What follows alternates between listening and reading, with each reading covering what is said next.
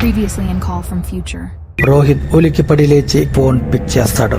రోహిత్, నేను నీ ఫ్యూచర్ ని, ఎప్పుడు బయటికి రాని నువ్వు అర్జెంట్ గా బయటికి వెళ్ళు. రోహిత్ టెన్షన్ తో తన గదిలో అటు ఇటు తిరుగుతున్నాడు.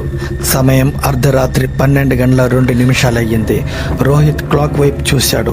సరిగ్గా 12:03 ఫోన్ రింగ్ అయ్యింది. కాలర్ ఐడిలో యూ ఫ్యూచర్ కనపడగానే రోహిత్ టెన్షన్ తో ఫోన్ లిఫ్ట్ చేస్తాడు. Listen carefully, the second warning is already here. అసలు ఎవరు నువ్వు?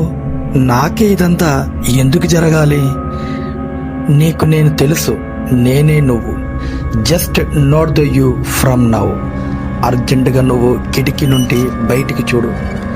బయట చూసిన రోహిత్కి కాలం ఒక్కసారి ఆగినట్టు అనిపించింది.